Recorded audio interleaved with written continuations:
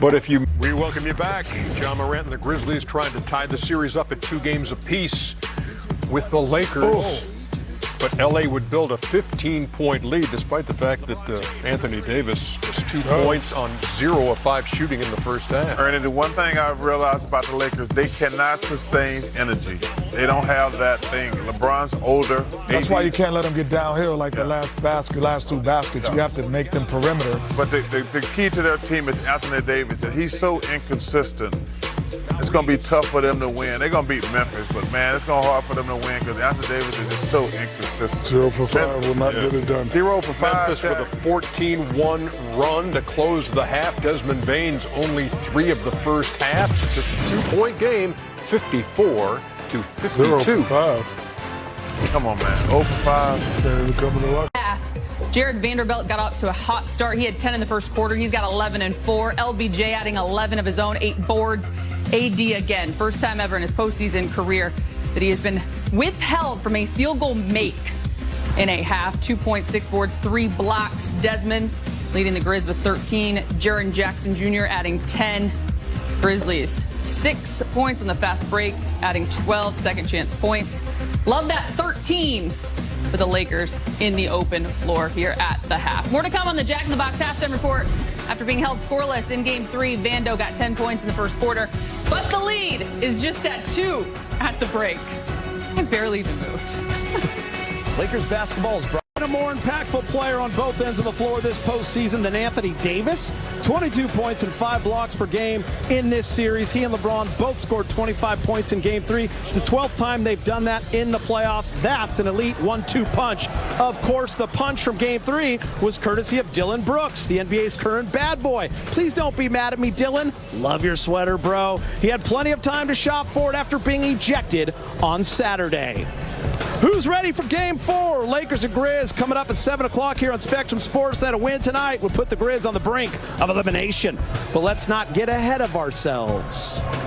Hello and welcome to Access Sportsnet Lakers, brought to you by your Southern California Toyota dealers. Chris McGee, Big Game James Worthy. We are live at Crypto.com Arena. Back in the studio, Allie, Fish, Brez. We'll hear from Trudell in a few moments. Big Game James. It's been a long time coming for the two of us. This is our first pregame show at Crypto.com Arena during the playoffs in our network history. So we're excited to be here. The powers that be that made this happen. Thank you. It's going to be a lot of fun. I cannot remember ever being here an hour before the game and hearing that roar that we just heard about 10 seconds ago. The fans are ignited. They haven't been in this building for a full game capacity, and we're back.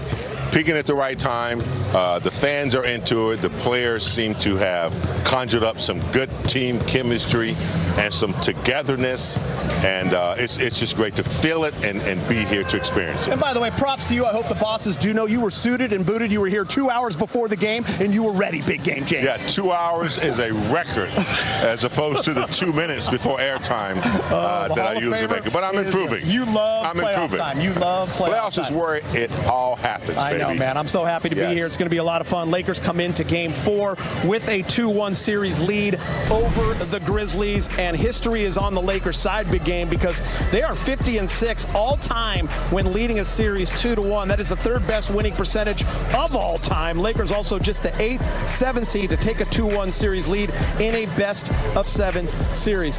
James, if you can remember Saturday night, Allie was down here, and it was about 45 minutes before the tip, and she did her first pregame hit, and she told us that this place was electric.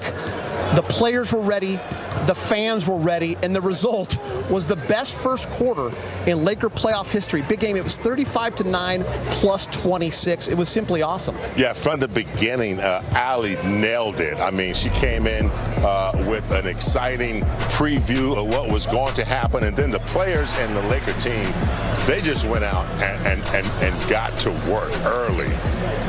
AD in particular came out and established himself on both ends of the court, blocking shots, knocking down shots, dominated inside, and then LeBron, who doesn't let anything distract him for what he needs to be doing. Went out and got the job done. And then the bench with Rui, 25 points off the bench total. I just thought, the Lakers did a really good job of closing out. Now, Memphis did come back. Yes. One player in particular did all the damage. Yeah. So they're going to build on that. They usually don't have starts like they did. So this is a big game tonight. You just can't have one. You got to have both of them. Let me ask you as a player, because I did mention the crowd and just how thirsty, how excited they were for that moment. What was it like playing in front of the LA crowd come playoff time? Not regular season, playoff time. Yeah, playoff times was it was more intense, and the fans were more involved. Fans are really, really smart. They know what's happening. They know the seeds. They know the matchups, and they look forward to it. So the fans were always intense, particularly in the Great Western Forum, and we'd always play that song, "We Love LA," and that was it.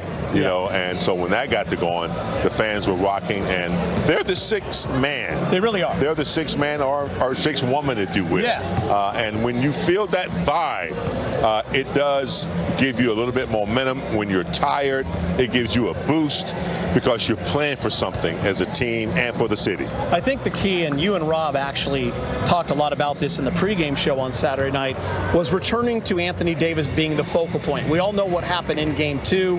AD did not have his best game. It was officiated differently. He got frustrated, missed a couple of shots early. He responded in a big way, 31 points, 17 boards. I mean, Big Game James, he's averaging 5 blocks a game in this series, but he was the focal point. How important is that for this Laker team? Well, I mean, it's his team now. And I don't mean that in the sense that LeBron is truly the leader of this team and very important. But for a young age, AD, his ability and his talent to take over games and dominate games on both ends, that's rare. He's been mentioned in some of the greatest centers that's ever played the game. Shaq, Kareem, Wilt, David Robinson, those type of guys, as far as what he achieves in points, rebounds, block shots, and steals. Not to mention all the one he alters and intimidates. So, yeah, if they go through him, he's also a pretty good passer and a really good free throw shooter when he's locked in. So the more that they can go through AD and make him, he got Jackson in foul trouble the last game. That was critical. Yeah, it was since critical. they're without Adams. So a continuation of that will only yield them, I think, some success. Per usual, he is doing work in the arena. He is known as Playoff Mike to his friends.